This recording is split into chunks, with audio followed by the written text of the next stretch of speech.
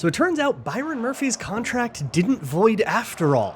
That's a bigger revelation than you might think. Welcome to the Locked On Vikings podcast.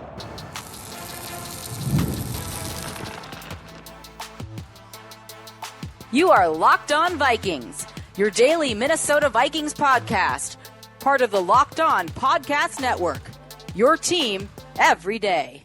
What's up, everybody? Welcome to the Locked On Vikings podcast, where we're always trying to learn something new. And thank you so much for listening to Locked On Vikings every single day. We're here every day, so thank you to my hashtag everydayers. My name is Luke. I will be your host. You can find me on Blue Sky at Luke Braun NFL. Today on the show, we have the plot thickens. So Dan Graziano of ESPN reported on Tuesday that Vikings corner Byron Murphy's contract void date pushed back.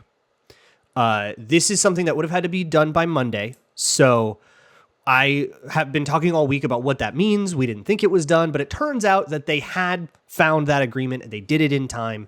And so his void date is pushed back. Changes a lot of things. In that report, Graziano also reported that Sam Darnold did not reach that same extension. No mention of Stephon Gilmore's contract, but that's, I think, a much lower stakes thing. I think we can all agree. We're all more focused on the other two options. I don't think anybody's signing Stephon Gilmore to like long extensions. He's probably going to hit free agency. We all expected that. With Darnold and Murphy, things are different now for the two of them. Crucially, the big thing is, if you don't want to hear all the why and all the other stuff we're going to do today, which is we're going to actually make contracts for Byron Murphy and Cam Bynum. We're going to live the dream and extend both of those guys, keep that secondary, the at least the parts about it that you liked, intact, have something to build on, and then suddenly the needs on the secondary feel a little bit more approachable than, hey, can you build an entire position room from scratch in one offseason? It won't be scratch anymore. Let's both look at what that contract would look like and try to build a contract and learn about the structure of NFL contracts in the process. But also what it'll do to the Vikings cap and how it'll change their approach going into free agency. So we're going to do that. We're going to build a couple contracts today. But if you just want to get right to brass tacks, I'm going to explain why all this is, or at least try to, for anybody who's more curious. But what this means is, crucially, Byron Murphy can no longer be franchise tagged. That's the big change here. Byron Murphy can no longer be franchise tagged. He is no longer eligible for it because the void date on his contract pushed back beyond the franchise tag deadline. So by the time you can't franchise tag anybody anymore, Byron Murphy will still be on a contract with void years and you can't franchise tag him. You can franchise tag Sam Darnold. Now, I know there were reports around, I forget who they were from, it doesn't matter anymore, that the Vikings were considering franchise tagging Byron Murphy.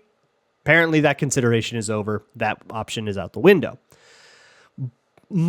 Like, less officially, that's like a change, a concrete change. Less concretely, Byron Murphy and the Vikings have expressed an interest to get something done by moving this date back. Same thing with Aaron Jones. And both of those were players that I spent the last couple weeks kind of thinking had a foot out the door until I got the news that they were going to move their void dates back. The player has to agree to that. Like, they have to actively be participating in the negotiation process for it to happen. And that's not always the case. Sometimes there is not a negotiation process from either side, and guys are just going to quietly walk and hit free agency, and they don't hear anything. And in fact, with a lot of like 1 year deal guys, that's how it goes. You sign your 1 year deal and everybody says, yeah, this is going to be a thing for 1 year. You don't get a call from the GM and you go, okay, well, thanks for the year. And you go out to free agency and get your next one. That might even be how things are going with Stephon Gilmore outside of maybe a courtesy call. But it shows that there is a negotiation process going on. We now know that. And from reports, we know that there's been one going on with Cam Bynum as well. I don't think you necessarily have to pick one or the other. Jeremy Fowler did report earlier this month that the Vikings were leaning toward keeping Bynum and letting Byron Murphy walk. This refutes that report, but with Jeremy Fowler, that report was very much like the sense in the building, like the vibe is like, again, not concrete information, and neither is this concrete information. So it's all still very, swirly and nebulous, but I think it's important to recognize that both sides actions speak louder than words, right? This is an action that expresses an interest in continuing this relationship. And I love that. I'm very happy about that.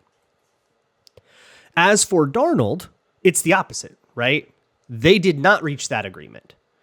There are no other terms you have to reach with that agreement. There's no other, hey, and then we'll throw an extra $10 on your contract if you move the void to it. No, it's something that only happens if both sides want negotiations to continue. So here's how it works with Sam Darnold. I've spoken about this on other episodes, but we'll go through it quick. With Darnold now, the void years on his contract are gone. There is now just dead cap on the end of his contract. If you do sign him to an extension, I believe that dead cap just stays in place as it was before. A way to think about it is that dead cap, it's $5 million, is just a penalty the Vikings pay now. And even though it'll be listed next to Sam Darnold's name on all the cap websites because they want to inform you on who the penalty came from, it's no longer attached to him. It's just the Vikings have $5 million less in cap because of that deal. And if they want to sign Sam Darnold to a new deal, it's functionally no different from signing any other free agent to a new deal. The void years are just gone. They did their thing. It's over. If they want to put new void years on the new deal, that has nothing to do with this. For Murphy, the void years remain. And so as the salary cap views those years, even though they're dummy, they're fake, it's still viewed as 3 years left on his contract. And you don't franchise tag a player with 3 years left on their contract. You do franchise tag a player whose contract is now officially set to expire when the league year turns over. That's Sam Darnold, that's Stephon Gilmore. But Byron Murphy and Aaron Jones, they still have technically years on their deal, so they cannot be tagged. That's why that works the way it is. But the tag for Murphy and Darnold, who probably are the only two semi-reasonable candidates for it, you can only do one of them, right? And of course, there's the different kinds of tag, the transition and stuff like that. We've talked about that in a previous episode. I won't bog you down with it now. But it shows that if they are going to tag anyone, it's going to be Sam Darnold.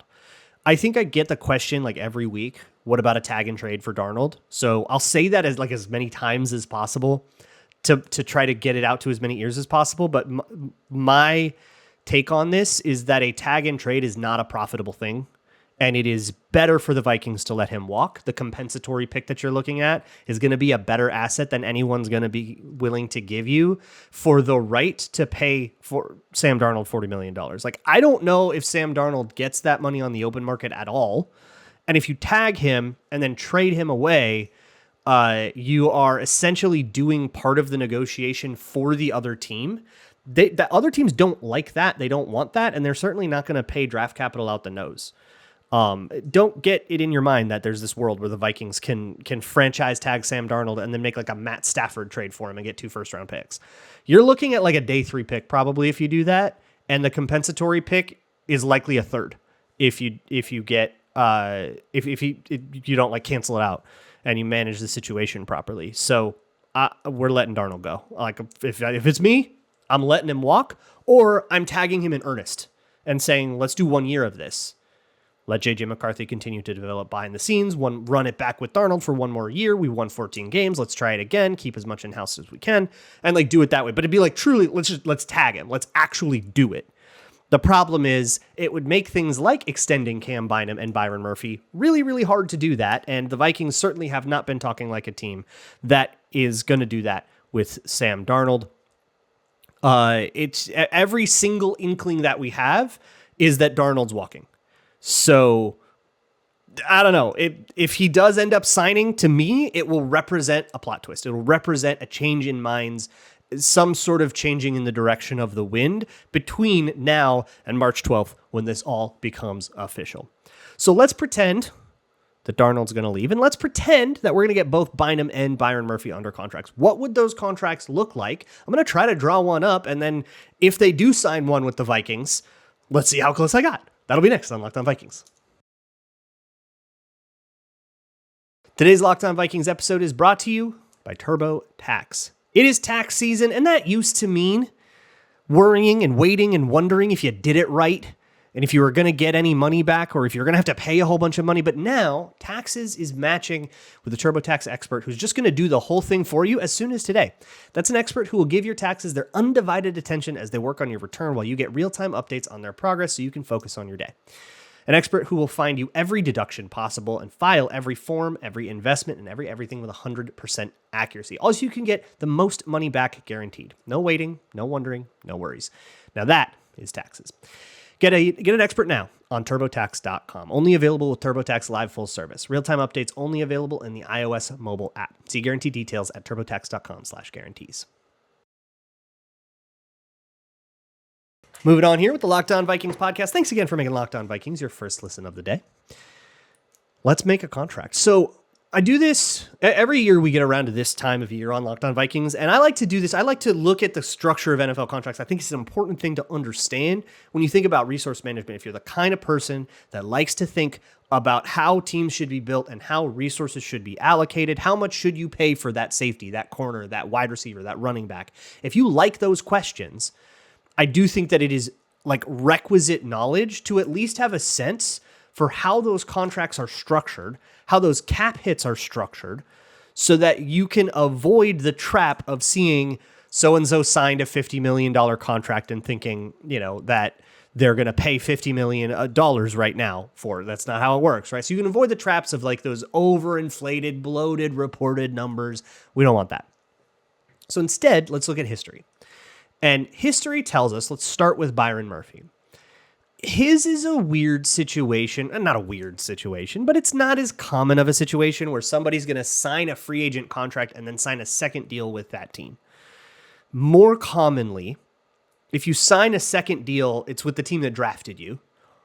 And if you're a free agent, you're going to play out that contract. And if you actually get to the end of that contract without being a cap casualty, then you're going to sign a new deal with a new team and just kind of go on with that. It's not all that common to have a situation like Byron Murphy where free agents work out as well as he has. So, good job.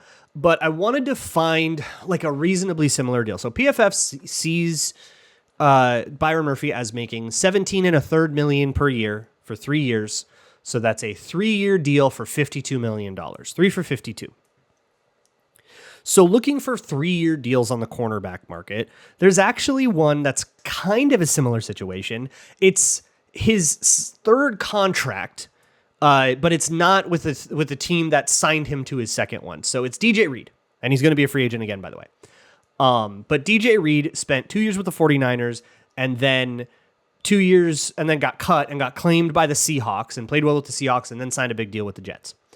So it's his third team signing that deal, but it was like a true blue free agency contract, which is also, I think, the terms that when PFF does those like contract projections, they're thinking of them as free agents, not with, hometown discounts or anything like that or extensions.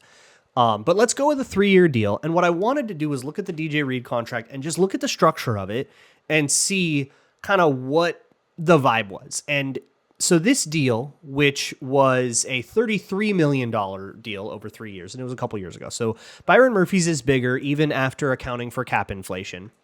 Just by percentage of cap, which is going to be so much easier to track than $10,941,000. And like, let's not bog ourselves down in that because this is a listening medium for the most part, unless you're on YouTube, in which case, hello. But 2.2% of the cap in the first year, 3.5 and then 6. So more than half of this deal hit in the last deal, hit in the last year of it. Let's copy that structure and say that this is going to be one, and that's just by contract structuring, right? Actual cash paid to DJ Reed was very consistent. It was 11 million, and then it was 10.9, and then it was 10.9. So for DJ Reed, it was essentially he's making 11 mil a year. For actual cap stuff, it was super, super backloaded. Not uncommon, right? So let's do the same thing. So I'm using a bit of a cheap trick in both of these contracts that the Vikings do like to do, and that is a big roster bonus in the second year. That gives the Vikings a whole bunch of things. It gives them flexibility in case this doesn't work out, which I don't expect it not to, but you like to have your bases covered. But it also manages the cash flow while giving the Vikings the ability to either keep things the same if it's all working out, make cap space really easily if they just need space, or get out of the deal without a lot of pain. All the options are on the table. We'd love to do that. So here's the numbers. Get your abacus out. So I gave him, this is a 3-year, 52 mil. I'm just giving it what doing the PFF numbers. That's 13 mil in the signing bonus. That's 1.5 mil the first year, 6 mil the second year, and 17 the third year. So a ton more base salary in the third year.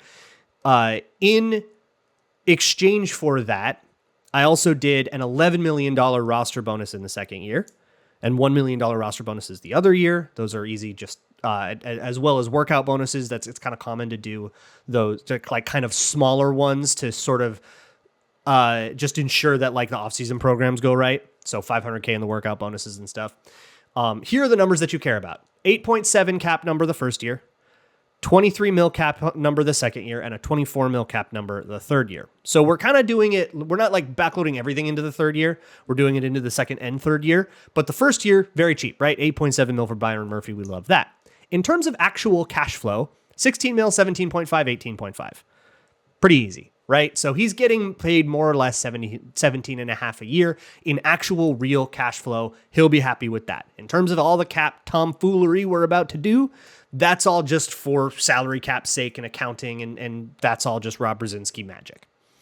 The roster bonus, instead of base salary move, because I could have just done a $17 million base salary in 2026 in the second year of the deal, and we'd be all happy, right? But I did the roster bonus because it gives you options when you get there, right? If you need to make cap space and backload this thing further because you've got a bunch of free agents you want to do or big extensions you want to do, whatever, Jordan Addison, if you want to make cap space, you can take that roster bonus, convert it into signing bonus. It won't affect the cash flow.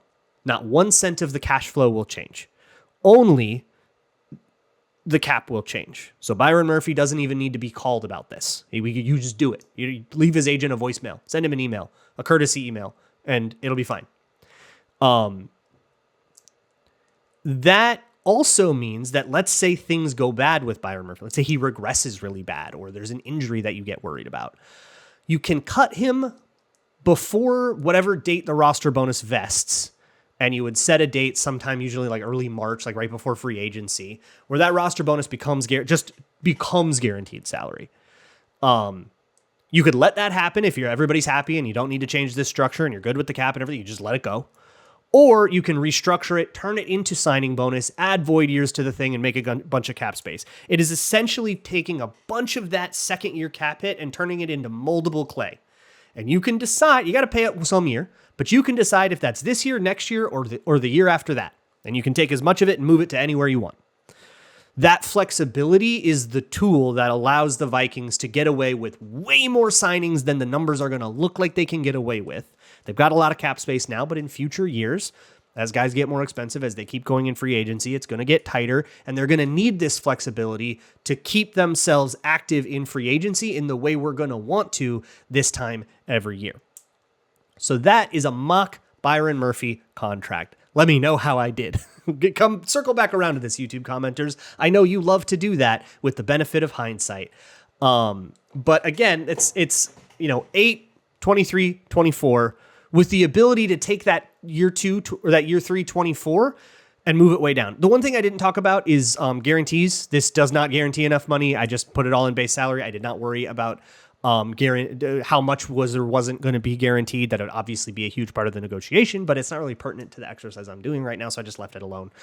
However much is guaranteed of that, I don't know. Probably the first 2 years of base salary, so that's like 7.5, and then maybe even some of 2027. But the point is having a lot of flexibility and also still a reasonable price. Okay. Let's move on next to the Cam Bynum contract, which is, I'm going to do the same roster bonus trick, but the numbers are going to be a little bit different, and the situation is different. We got to talk about that as well. So that'll be next on Locked On Vikings. Today's Locked On Vikings episode is brought to you by FanDuel, America's #1 sports book. when the game tips off. The NBA action is just getting started, and there's only one way to make sure that you are in on it. That is with FanDuel, America's #1 sports book. FanDuel allows you to place live bets throughout the game, even if you miss the opening tip-off or if it's just halftime and you want to bet on the Wolves making a comeback, because I guess they like to do that. Whatever it is, you can stay in the action. Even if it's a blowout and one team's up by 30, you can live bet a 30.5 spread.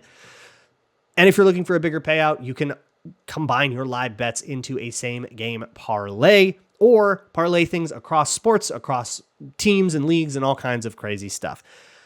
Right now, new FanDuel customers can get $150 in bonus bets if your first $5 bet wins. Just visit FanDuel.com to join today. That's FanDuel.com for your shot at $150 in bonus bets. Make every moment more with FanDuel, official sports betting partner of the NBA.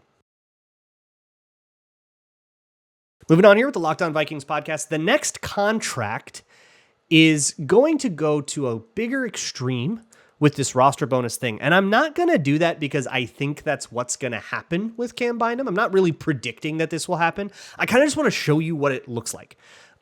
So this is very similar to the way the Vikings did Danielle Hunter in 2021 when he was coming off a pec, and they didn't know how healthy he was going to be. So they signed him to this deal in 2021, or maybe it was even 22. It might have been one of the early Kwesi things. With like crazy roster, or Kwesi was dealing with it. That's what it was. So they signed him to this in 2021, and then in 2022, the Kwesi was dealing with this huge roster bonus, and it ended up getting restructured, which was kind of the intent of the deal. And then Danielle Hunter played out his contract in earnest from there, and ended up generating a comp pick for the Vikings when he went to Houston, or was part of the formula because it got canceled. But like, yeah, whatever. So I went a little bit simpler with this, but I just wanted to talk about the roster bonus thing a little bit more with Cam Bynum. But again, this is a 3-year deal according to PFF's numbers, $42.75 mil. So 3 for 43, call it. So to get those numbers, I just did even money, and looking at 3-year safety contracts that are like draft pick extensions. This is a rookie contract expiring, second contract. That is typically going to be the biggest growth for a player from what he was making to what he's making now, unless you have like a breakout as a free agent kind of crazy thing, like Andrew Van Ginkel, but if he was on a 1-year deal, like that, like a prove it year that goes really well. Outside of that, it's really going to be, you're making rookie wage scale money to actual real money, and you played well enough to earn an extension is probably going to be real. So looking at deals like that, and specifically 3-year ones, it's a little bit more common to have a small first year and then 2 big second years. So it'd be almost a lot more like the Byron Murphy contract I did, but without the roster bonus nonsense where I have an intended restructure 2 years down the road.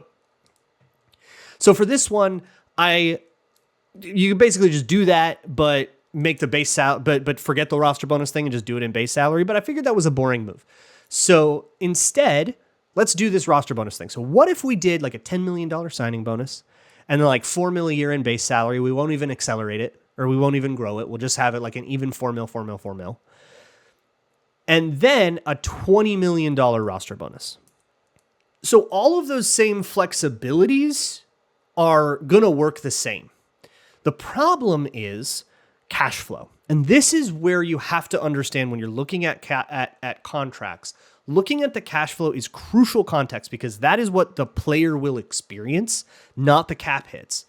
And what the Vikings are really, really good at is leveraging that incongruity between the cash flow and the cap hit. The actual salary cap burden can be all kinds of messy, and the cash flow will be something that very clearly was satisfying to the player. And they don't care about the cap hit, right?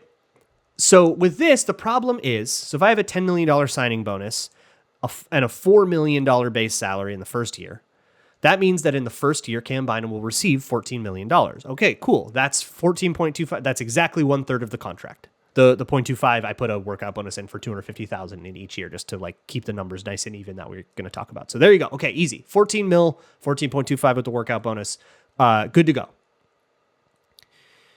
In the second year of the deal, it's the same $4 million base salary. There's no signing bonus, but there's a roster bonus that's twice as big. So it's 20 mil in a signing bonus. That means that he is receiving, with the same workout bonus, $24.25 million in the second year. He'll be thrilled with that. When you get to year 3, you have $4 million in cash flow. And the problem is, if I do, let's say we get to 2026 and that roster bonus is like Danielle Hunter's, it's intended to be restructured. So I'm going to take the whole thing and turn it into signing bonus, which you can just do with the stroke of a pen, and you don't even need to call Cam Bynum. He's fine with it. He doesn't care. That would even out the cap hits very much. The cap numbers would go 7.5 in the first year, then 17.5 in the second year, 17.5 in the third year. It would be a fairly normal cap structure. It would match that safety structure that we've kind of looked at. But cash flow wise, Cam Bynum would not receive more money in year 3. He would receive all of his money year 2, and then he'd get paid $4.25 million year 3. He won't be happy with that. He won't be happy with a $20 million pay cut for no reason from year 2 to year 3. You can take the same money and spread it out a little bit easier and then not create like a situation going into the third year. So instead, let's do exactly that. Let's take a bunch off of this roster bonus and make a live change here. Let's take 12 mil off of this roster bonus and add it to just 2027 base salary. Make it a 16 million instead of a 4 million base salary. Now his cash flow is 14.25, 12.25, 16.25. Okay, maybe I went a little bit hard there. We'll make it 10 mil on the roster bonus for 2026 and then 14 mil on the 2027. So now he's getting paid exactly 14.25 a year for 3 years. That is his paycheck right now. And the cap number accelerates from year 1 to year 2 and then stays level, and we're in a fairly normal thing, but we still have that like roster bonus, like flexibility thing. That's not a tool that I think needs to be done for either of these guys. I kind of just want to show it to you. I'm not like attaching it to these guys for any specific reason, but rather to give you flexibility. But I do think one opinion that I have now, I'm not nearly as good at predicting contracts as Brad Spielberger is. He's the guy behind the lion's share of those PFF projections that I always use because he's better at it than me. So I'm going to use his. But I do know the Vikings very well. And I don't see a 3-year extension for a rookie deal guy very often from them. My instinct is that this will be more like a 4-year deal, maybe at the same clip, at the same price point, but an extra year. I think a 3-year deal is more like what he would get on the open market because that's just kind of how it works for safeties. But as an extension for the Vikings, I could see it not only being a 4-year deal, but actually because you get to report so much of a bigger number with a 4th year, the average annual value, I could see even being a little bit smaller than that. It's just kind of how those things go when you spread out the deal a little bit more. The number gets to look gaudy without the average annual value looking quite as gaudy. I could see something like that happening. Cam Bynum likes it here. And that's only worth so much. Like, you like your job, but how much does $1 million make you not like your job anymore if it's $1 million to go somewhere else? And we're talking about tens of millions of dollars here. So it only goes so far, but it's going to motivate him to get something done. And we have heard in reports that he is motivated to get something done anyways. So that is just one idea of how a contract like this could go, how you can utilize something like roster bonus to give yourself flexibility in the future without the player actually caring at all about it. The only problem with roster bonuses is that they're cuttable. But if you say guarantee a whole bunch of money, or if you say have a really big signing bonus to go with your roster bonus, the team will be that much more motivated to restructure that roster bonus and convert it into true salary and let it become guaranteed itself. And so the player might be okay with that, knowing like, yeah, you could cut me here, but it's going to hurt you a lot too, and it's going to be pretty hard for you to make that case too, so I feel pretty confident that you won't. And you can kind of get agreement to the deal in that context. Okay, that's enough droning on about numbers. You can put your abacuses away. Abaci? That sounds like a word I shouldn't say. All right, I'm going to get out of here before I get in trouble. I'll talk to y'all tomorrow. And as always, Skull.